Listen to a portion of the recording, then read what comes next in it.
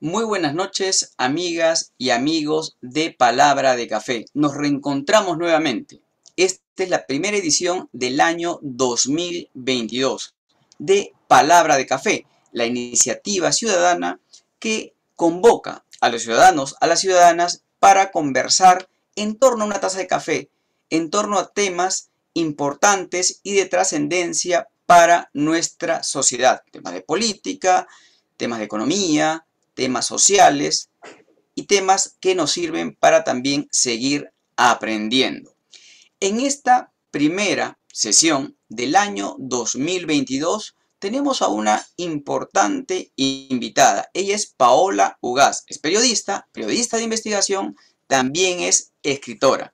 Es autora de los libros Punche, luego Perú y Chincacuna, creo que lo he pronunciado bien, está en quechua, que es Los que se perdieron. Es un libro sobre los desaparecidos en el Perú. Es coautora también del libro Mitad monjes, mitad soldados. Y, ya nos dirá ella, también es corresponsal del diario ABC en Lima. Ha recibido también el año pasado un premio muy importante, ¿no?, en mérito al trabajo incansable que realizan las mujeres que ejercen el periodismo independiente. Un premio con muchas más mujeres a nivel mundial. El tema que nos convoca esta noche es la importancia del periodismo para la ciudadanía.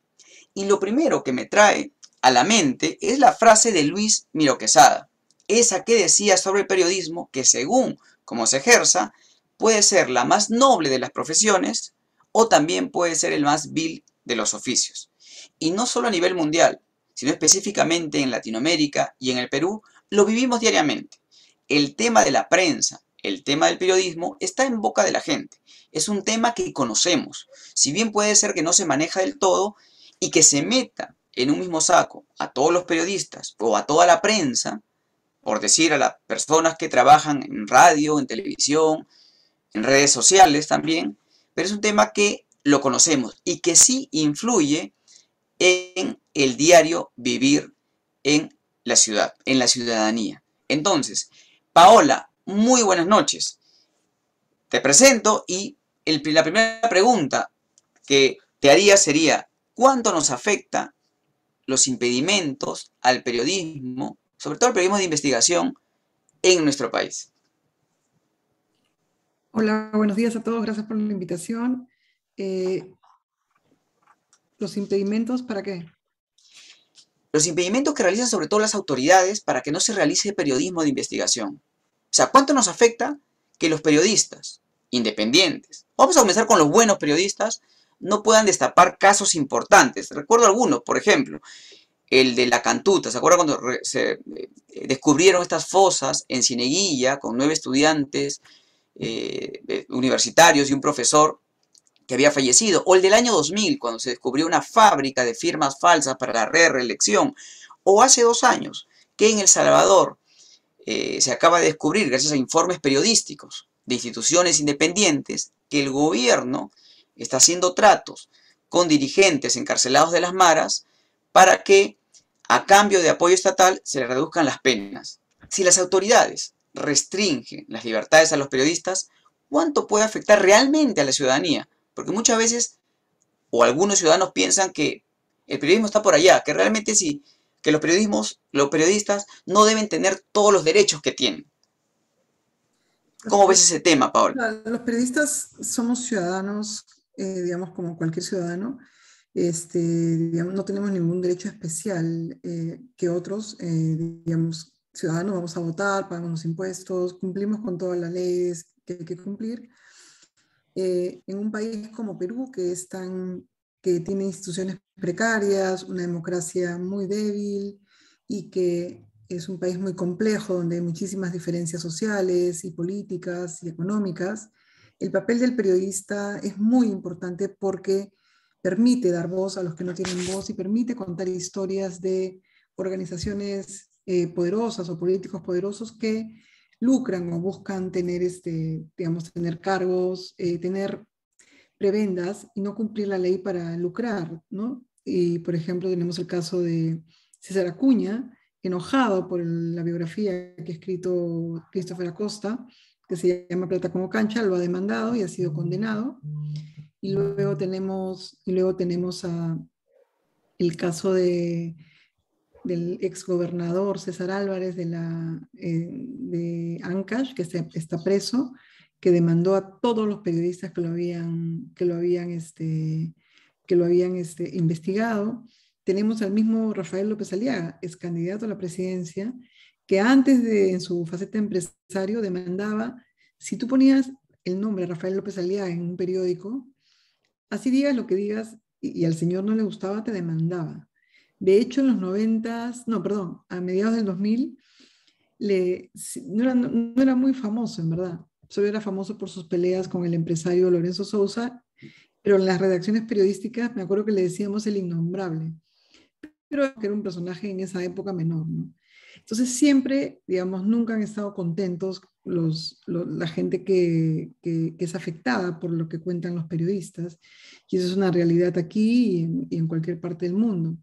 Pero lo que sí está pasando en el Perú, a diferencia de otros países, es que se está usando denuncias, digamos, armadas a la fiscalía y al Poder Judicial. No estoy hablando de denuncias de difamación, estoy hablando de denuncias en las cuales te inventan los delitos, en las cuales hacen lo que dicen los periodistas de espectáculos, los Armanis, y eso se convierte en una carga extra al periodista, y afecta doblemente al periodista. ¿Por qué? Porque no es lo mismo que te demanden por difamación. Por difamación es una cosa directamente afecta el derecho de la libertad de expresión. Y es por eso que todos somos solidarios y vamos a seguir siendo solidarios con el caso de Christopher Acosta, que estamos esperando que la apelación gane y le quiten la condena que tiene ahorita, y él y el editor de Random, Jerónimo Pimentel, además de pagar 100 millones de soles, que es una locura de dinero. Entonces, en una demanda de difamación, todos los periodistas somos solidarios, todos estamos como un solo puño. Pero si ya te demandan por otros delitos, como es mi caso, que a mí me han armado una denuncia en la cual me denuncian falsamente como jefa de lavado de activos, de una red de lavado de activos, y me investigan por corrupción de funcionarios y lavado de activos, no todos los periodistas son solidarios en mi caso, en el Perú. ¿Por qué? Porque dicen algo habrá hecho, que algo, aquí no, yo no pongo mis manos al fuego por nadie, uy, que no, uy, aquí pasa algo, ¿no? Entonces, este es mi caso, yo estoy en Lima y lo puedo contar, pero esto está pasando con otros colegas a nivel nacional. Está pasando con los colegas que están investigando la tala ilegal en Madre de Dios, están recibiendo otros delitos, están siendo investigados por otros delitos por investigar a mafias como las de la tala ilegal. En Puno está pasando en Piura, está pasando en muchísimos lugares. Y entonces eso demuestra que es una sofisticación de las mafias, de los políticos poderosos y de las organizaciones que no quieren que se sepa lo que hacen para acallar al periodista. Porque si tú le metes un juicio a un periodista, lo revientas. Y sobre todo, y si eres freelance, o sea, trabajas, digamos, no tienes un medio detrás, estás más reventado aún, porque tienes que buscar abogados, tienes que darle todo el tiempo al mundo a la denuncia, tienes que saber por qué te están denunciando, y tienes que además estar, digamos, vulnerable a que te pueda pasar cualquier cosa. En mi caso, y el de Pedro Salinas, cuando publicamos el libro en el 2015, mitad monjes, mitad soldados, nunca pensamos que lo que estábamos abriendo era una caja de Pandora mucho más grande de lo que cuenta el libro, ¿no es cierto? Y que años más tarde, la primera persona que nos demande es el arzobispo del Sodalicio, José Antonio Guren, de Piura y Tumbes, quien nos obligó a irnos a Piura a responder ante una demanda de difamación a Piura. Nosotros somos de Lima, y lo normal en un poder judicial normal es que tú seas procesado en el lugar donde, entre comillas, has cometido el delito. Si vivimos en Lima, es lógico que lo hayamos hecho en Lima, pero no. Nosotros fuimos obligados a ir a Piura, un lugar donde en este momento un poder fáctico de Piura es el arzobispo José Antonio Guren. Y entonces, él, que está ahí ya desde el año 2002, es un poder más, o sea, digamos, es un poder tan como el jefe del Poder Judicial, el jefe de la Fiscalía, el jefe de la Policía, y uno vaya y es un territorio manejado por el arzobispo de Buren. Tú entras al Poder Judicial y ves que hay una capilla muy grande, tan grande como una sala del Poder Judicial. Entras a la sala de la jueza que juzgaba a Pedro Salinas y tiene una cruz encima de la mesa que si yo me paraba, yo no soy tan alta, obviamente, era más alta que yo, o una Biblia que era la mitad de la mesa de la jueza, y sabíamos que allí no íbamos a esperar buenas noticias, ¿no es cierto? Pedro Salinas fue demandado el año 2018 en un proceso express en abril, en el mismo año que el Vaticano le declaró la guerra a la pederastia clerical, que es el abuso a menores de edad hechos por religiosos de la Iglesia Católica. Este mismo año hace un congreso en febrero del 2018 y ese mismo año un arzobispo nombrado por el Vaticano demanda a los periodistas que habían revelado el abuso de los religiosos contra menores de edad en Perú. Entonces había una contradicción muy grande entre lo que dice el Vaticano y lo que hacía un arzobispo nombrado por el Vaticano. Es por eso que el equipo del Papa Francisco lo busca a Monseñor Eguren, además de la Conferencia Episcopal Peruana y el arzobispo de Lima, Carlos Castillo, y le dicen que lo que está haciendo está contradiciendo la política del Vaticano. Entonces, lo que hace, digamos, José Antonio Eguren, el arzobispo, es desistirse de la demanda contra nosotros, desistirse de la condena contra Pedro Salinas, y a partir de ese año se dan cuenta que todas las demandas contra los dos tenían que ser de otras personas y ya no del sodalicio, entre comillas, sino de otras personas ligadas, pero no que se vea el rostro como se ve el rostro de José Antonio Eguren.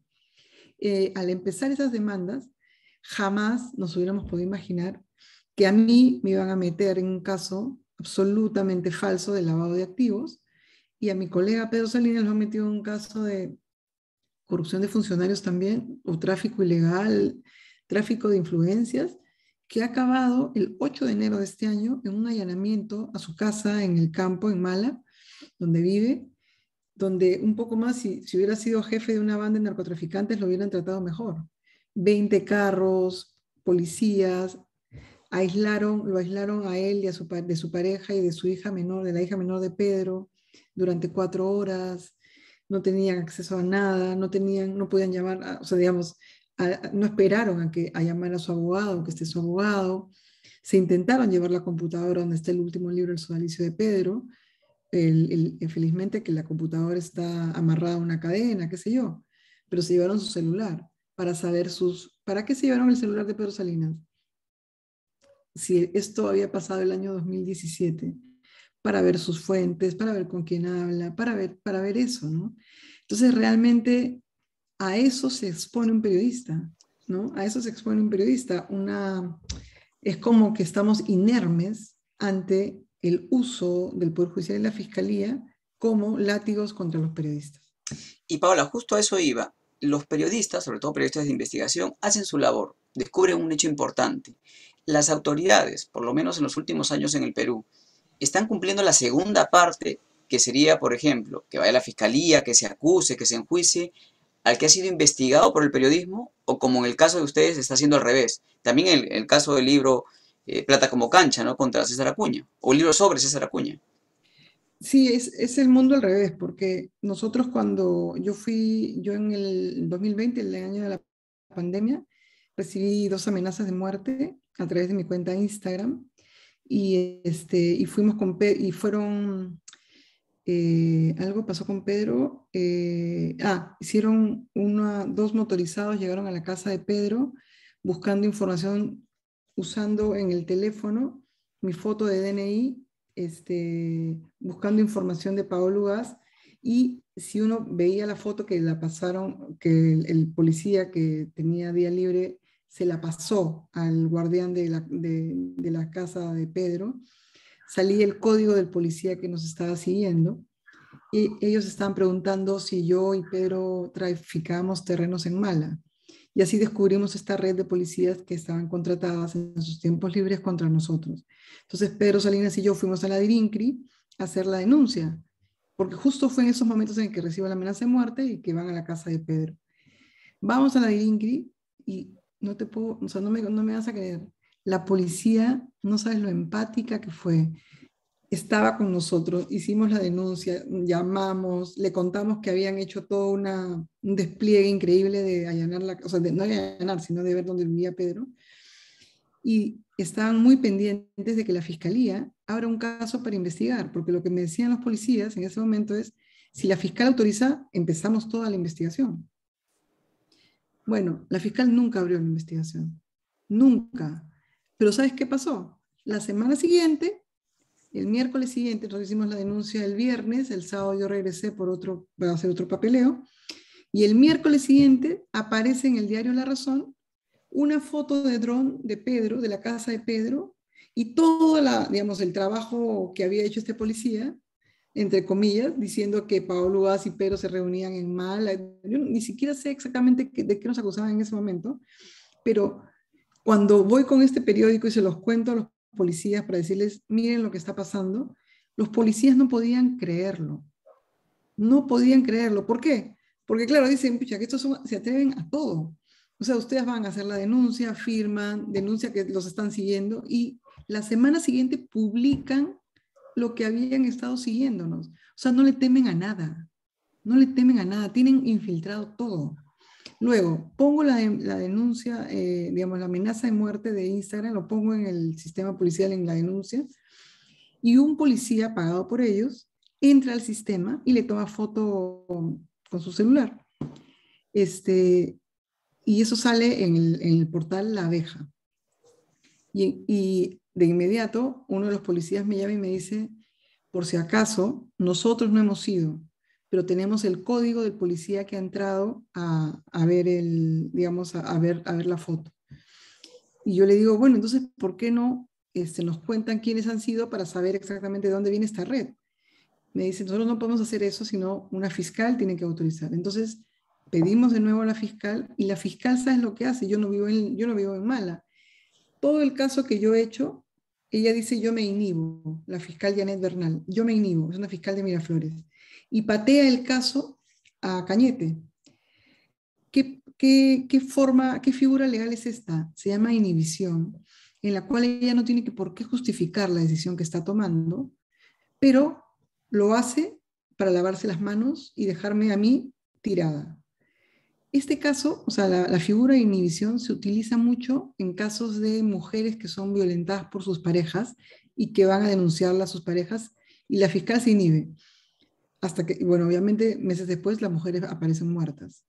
Pero, o sea, así hemos descubierto de una manera, digamos, yo personalmente, cómo están acabando los casos de mujeres que van a denunciar estos temas. Entonces, para nosotros el Estado solo se ha manifestado en términos punitivos. Hemos publicado este libro, pero en vez de escuchar el mensaje o pedirnos el Ministerio de Salud, el Ministerio de Educación, pedirnos, ayúdenos, dennos los nombres de los sobrevivientes para darles servicios terapéuticos, para darles becas, para tratar de ayudarlos, en vez de hacer eso, de la única manera que se nos ha acercado el Estado peruano es para procesarnos, para allanar a Pedro, para, digamos, estar 4 años con hostigamientos judiciales, acosos sucesivos en redes sociales, ¿no? Y eso es el Estado ante una denuncia como esta, lo cual quiere decir que lo más importante de este tema no somos nosotros.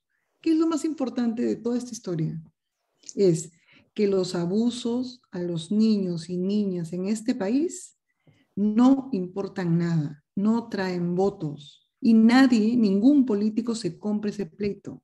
Y eso es lo más importante de toda esta historia de lo que estoy hablando, de esta investigación que tiene desde el año 2010, es esa. Los abusos a niños y a niñas en el Perú no los ve nadie. Y eso es desgraciadamente el gran problema en este país. Porque como no votan, entonces están fregados. Pues. Y Paola, y así como ese caso, de hecho tenemos otros también conocidos que ahorita voy a hablar, tú, ahora Daniel Llovera también se ha hecho conocido,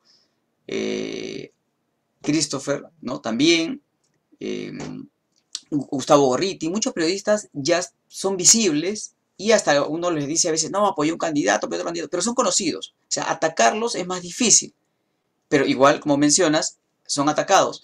Pero ¿cómo o qué hacen los periodistas, sobre todo de provincias, ¿no? Que muchos son asesinados y a veces esa información no llega a Lima tampoco. O también, cuando se denuncian casos, los últimos que se han denunciado, por ejemplo, en el Perú, gracias al periodismo de investigación, casos sobre todo de contaminación ambiental o de tala de madera que has mencionado, donde la gente, los ciudadanos, los pobladores son afectados, pero no se hace nada. ¿Cuánto sufre este poblador cuando no se hace nada y el caso ya es conocido? ¿O cuánto sufre un periodista de provincia? ¿Y qué se podría hacer para que O se les haga sea, caso? bueno, lo que hay es el gran trabajo que hace la Asociación Nacional de Periodistas, que llega hasta el último rincón del país y que lo dirige ahorita Zuliana Lainez y que realmente es un trabajo increíble porque lo que hacen es establecerse desde la ANP no solo en las capitales de provincias, sino de departamento, perdón, sino en todas las provincias y recolectar obviamente las denuncias de lo que está pasando y conectar a nivel mundial con todas estas redes. Y tienen un sistema vinculado con el Instituto de Prensa y Sociedad para tener, si hay periodistas amenazados, traerlos de sus lugares de origen a Lima para tenerlos un tiempo por seguridad, etcétera. Pero ese es en el caso de periodistas, digamos, amenazados firmemente, ¿no? Pero en general, los periodistas en el Perú en general no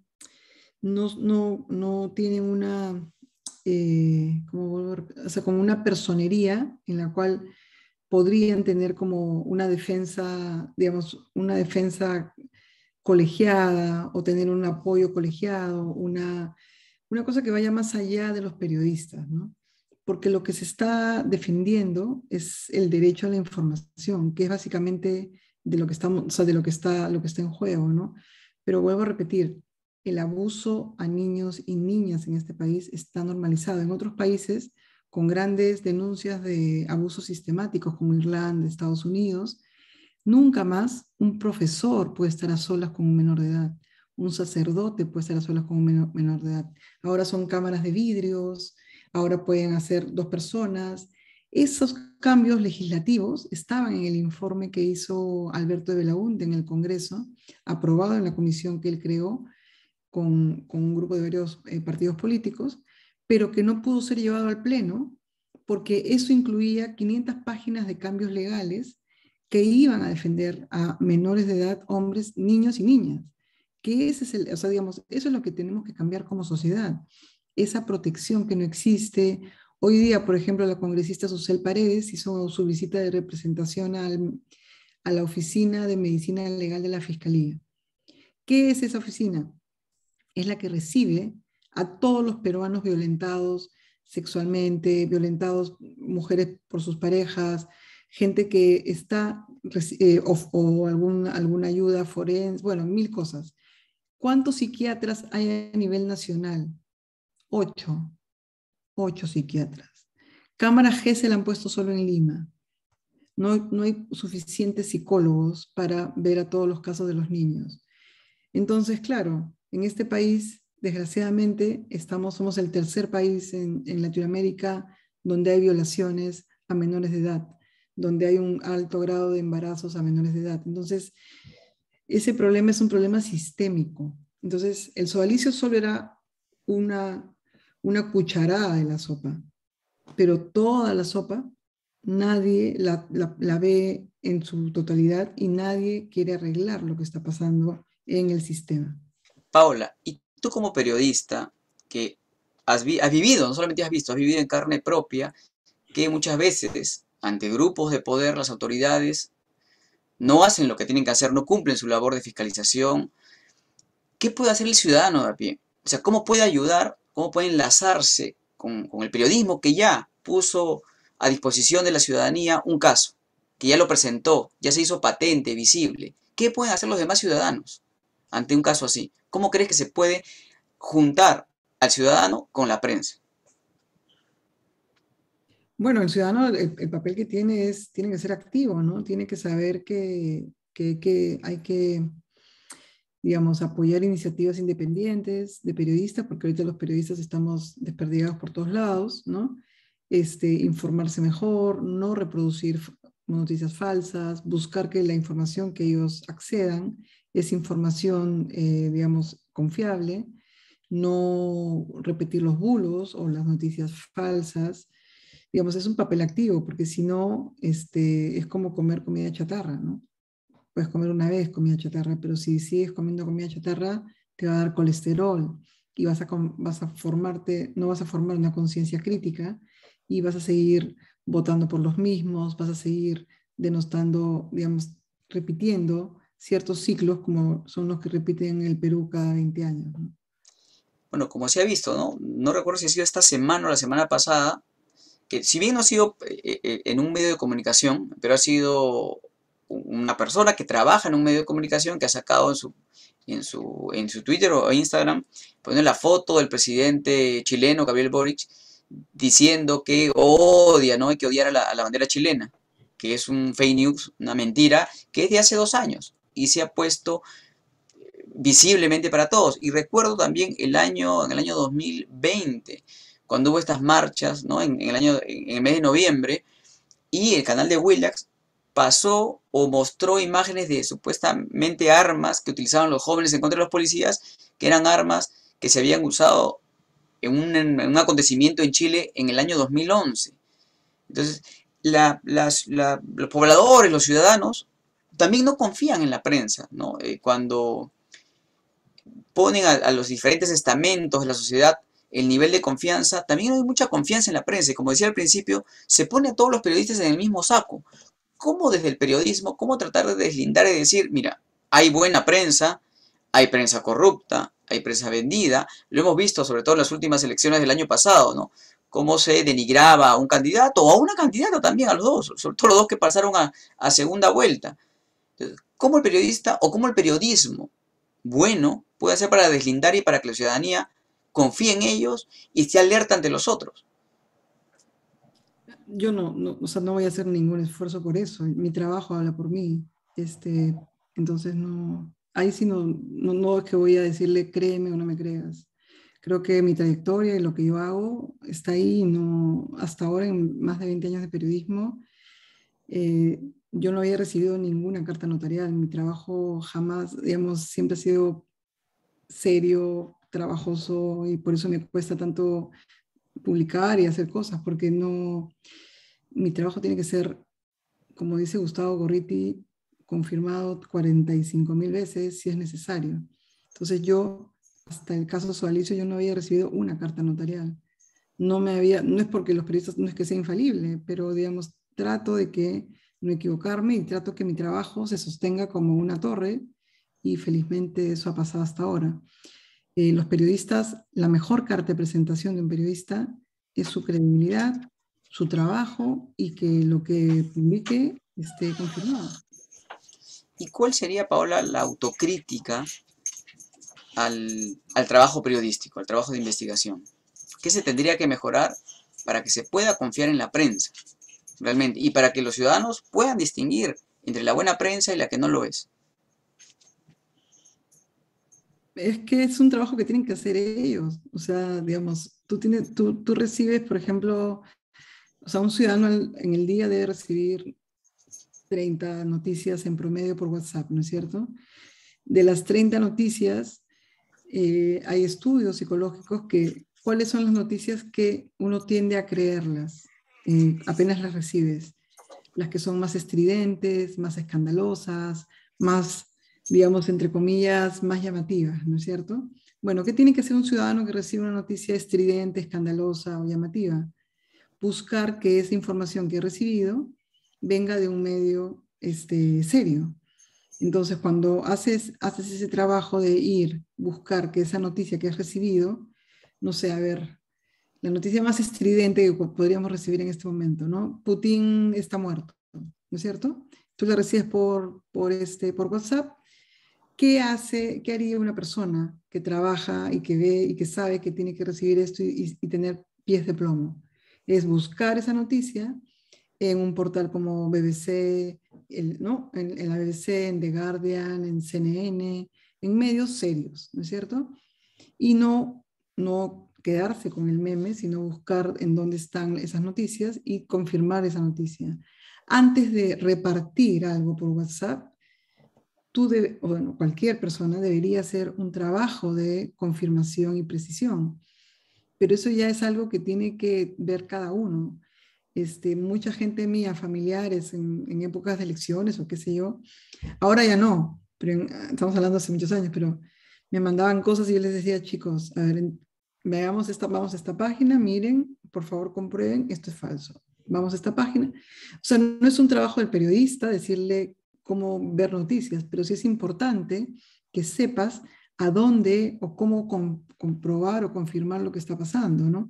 Pero sí, pues hay una tendencia a que lo más estridente lo vamos a creer, porque es parte de todo el, ¿no? Y también, bueno, nos pasa a los periodistas, nos damos risa cuando empezamos digamos, empezamos a investigar algo y es como que hay algo que puede ser muy así estridente y sabemos por olfato que tenemos que desconfiar de lo estridente, porque salvo muchas cosas que pasan en el Perú que pueden ser, digamos, estridentes, muchas de ellas tampoco no lo son. Entonces tienes que investigar y darte cuenta que no, que a veces no es tan bueno como te parece, pero tienes que contar los hechos objetivos, ¿no? Y actualmente, ya que mencionaste al presidente ruso, actualmente estamos en un conflicto bélico. Y en el Perú, la información que llega es sobre todo de Occidente, ¿no? Porque se ha visto también panorámicamente como que es conflicto de Rusia contra Occidente, ¿no? Y las noticias que nos llegan de medios de Occidente. Y en algún momento, la primera semana que empezó la invasión a Ucrania, el canal Russia Today no se podía ver, ¿no? En las plataformas de cable. ¿Qué tan bueno es recibir información de los dos lados? En este caso, por ejemplo, en una guerra.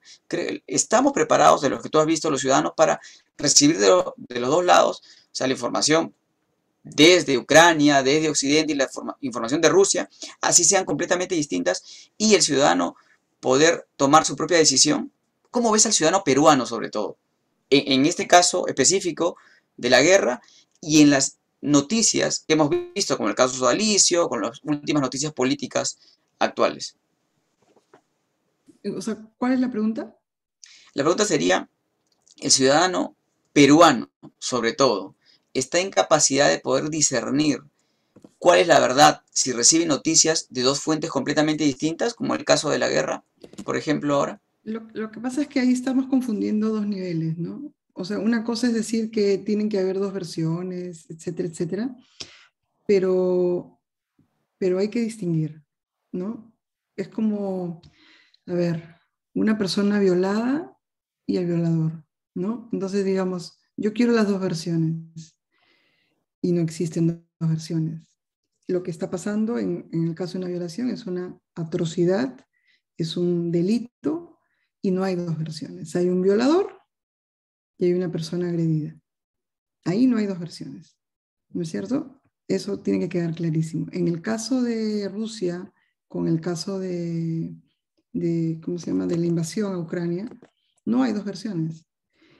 Se sostenía o sea, el primer día, cuando Vladimir Putin decide invadir Ucrania, digamos, se suponía o se esperaba que era como una especie o digamos, lo que tú llamas Occidente, ¿no? Europa, esperaba que sea como una especie de susto, de mostrar los dientes o mostrar los cañones, pero no disparar. Y con eso lograr que la OTAN retroceda o lograr alguna cosa. Pero ya se cruzó la línea y Vladimir Putin perdió todo derecho a negociar desde el momento que disparó la primera bala. Desde que disparó la primera bala, ya allí no hay dos versiones. ¿Me entiendes? Ya no hay dos versiones. Hay un agresor, ¿no? Hay un agresor y hay un agredido. Y allí tampoco se tiene que ver que hay dos versiones. Entonces, yo retomo mucho lo que dice Cristiana Manpur, periodista de CNN, que es una frase en inglés, que es being truthful, not neutral, que quiere decir digamos, decir cosas verdaderas, pero no somos neutrales. Los periodistas no somos neutrales. Y ante la invasión rusa a Ucrania, no hay ninguna de ver las dos caras, porque eso no existe en este momento. En este momento estamos viendo una agresión de un país enojado por el papel de la OTAN, enojado porque están armándose Ucrania, pero no hay ninguna, digamos, no hay ninguna manera de ver ese conflicto como lo que es una invasión. Y las muertes y los refugiados y cómo está configurando lo que viene es una irresponsabilidad geopolítica de Vladimir Putin. Tomar una central nuclear o amenazar, como hoy día ha amenazado el portavoz del Kremlin, con usar armas nucleares, eso no es buscar las dos versiones, eso es decir claramente que si no salen las cosas como yo quiero, voy a usar armas nucleares. Entonces, no existe. Digamos, tenemos que tenerlo claro como población, como ciudadanos. Eso de dos versiones tiene sus límites, siempre. Entonces, lo de Russia Today es un medio ruso y obviamente Rusia tiene su versión de la guerra y en cada guerra, en una invasión como esta, una de las principales víctimas es la verdad. Pero en este caso, seas de Occidente, de Oriente, Norte o Sur, esto es una invasión, esto es un ataque al mundo, porque desgraciadamente ahorita, mientras estamos hablando, el número de refugiados sube minuto a minuto. La gente está muriendo, mucha gente no se quiere mover de Ucrania, porque a diferencia de otras agresiones de Rusia, Siria, por ejemplo, la conexión cultural y familiar entre Ucrania y Rusia es así, es como si fueran así, es como, no sé, hablar de Bolivia, Perú, Ecuador, Perú, tienen esposos, hijos, etc. Y no se van a mover de Ucrania, y van a morir en Ucrania. Y eso es terrible porque estamos esperando en 59 días, esta periodista María Zaguarquillo ha publicado cómo han destruido este país. O sea, han bombardeado un teatro, han bombardeado un hospital de maternidad. Dime dónde hay dos versiones ahí. No hay dos versiones, pues el hospital de maternidad, ¿cuál es la otra versión? El cañón.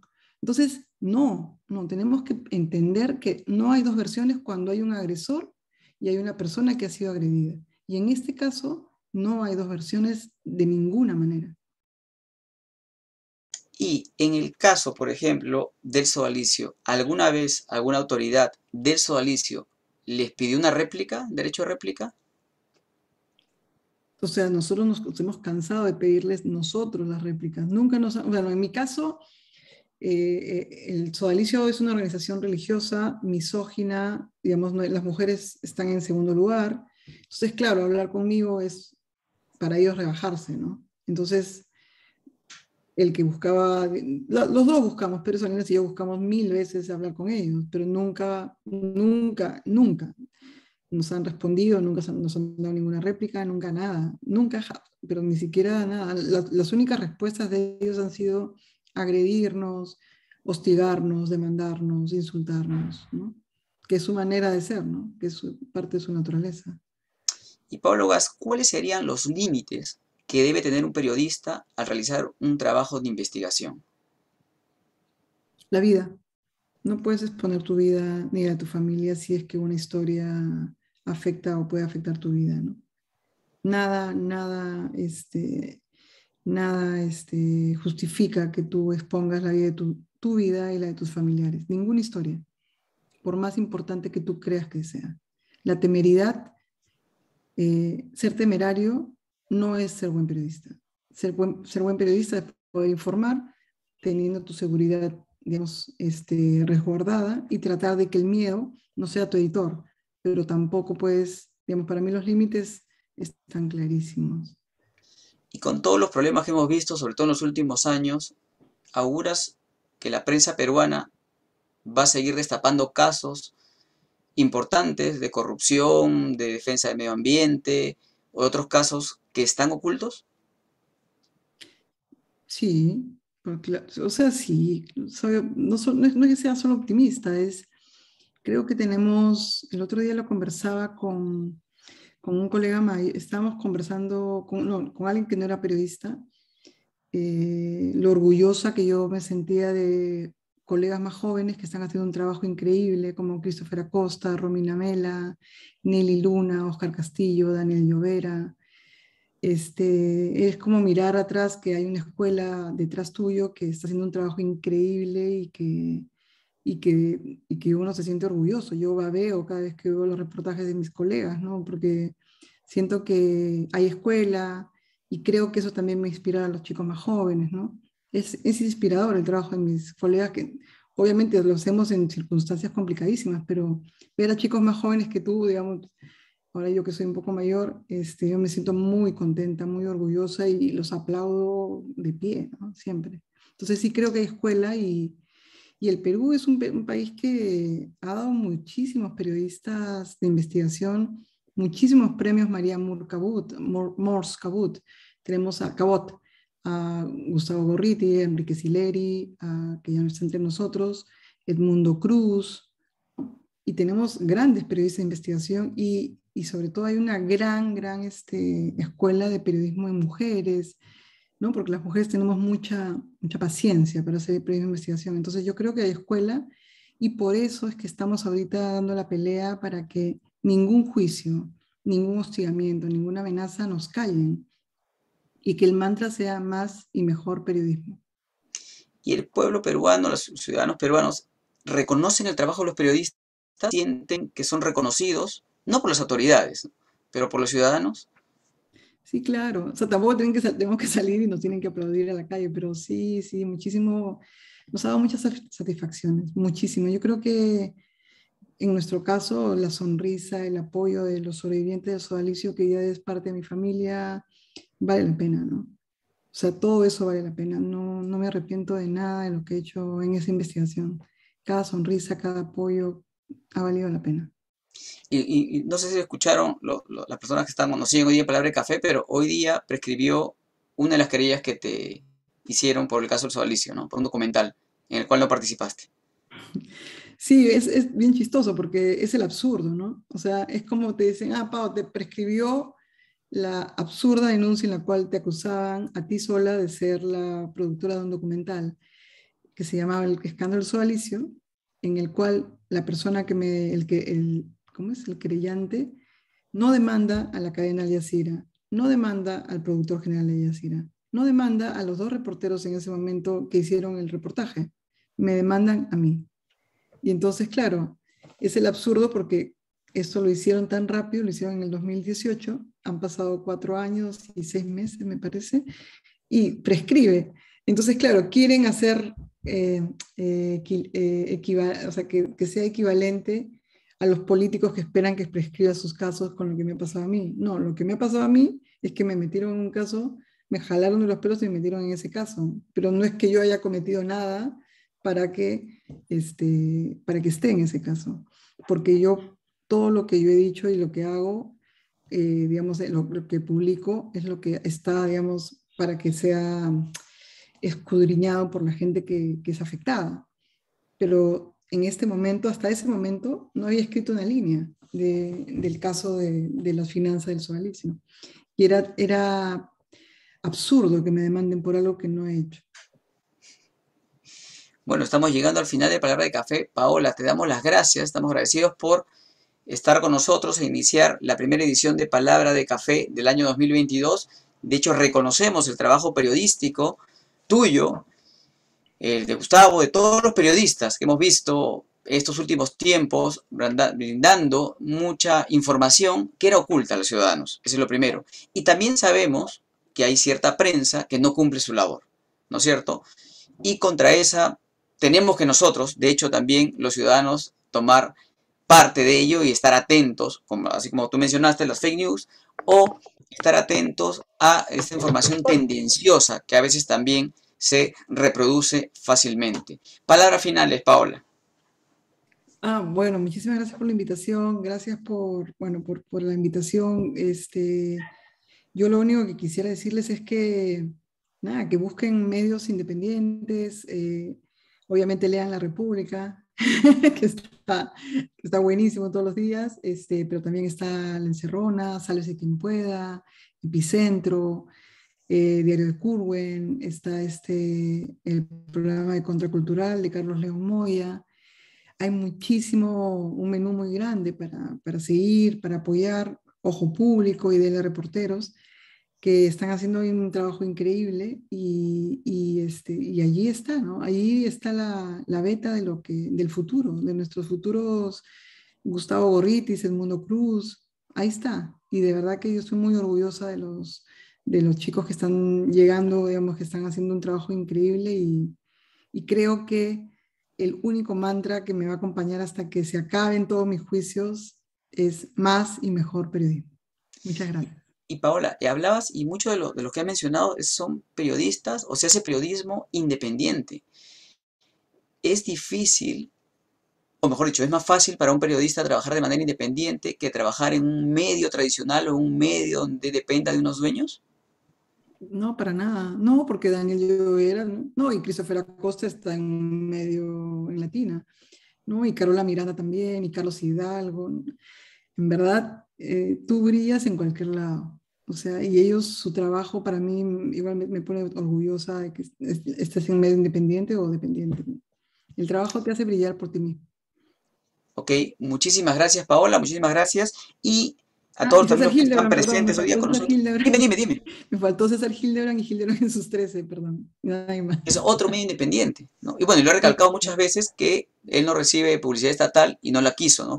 Parece que quieren, en la entrevista que hizo Pedro Castillo, le quisieron dar esta publicidad estatal. De hecho, en el mes de abril, tenemos en la segunda edición de Palabra de Café con Flor Pablo, justo el tema de la educación. Acaban de volver los estudiantes escolares al colegio y también los estudiantes universitarios. Pero creo que hay una pregunta. Ah, mira, hay una pregunta, no sé si la lees, Paola, dice. Ah, no, muchas gracias por tan claros comentarios sobre la impunidad que aún existe en los casos de niños y niñas violados, sobre todo, y sobre que no hay dos versiones en hechos de agresión, como el caso de la violación y la invasión a Ucrania. Paola, muchísimas gracias. Gracias a todas las personas que nos han seguido hoy día. Muy buenas noches. Hasta luego. Gracias, hasta luego. Gracias.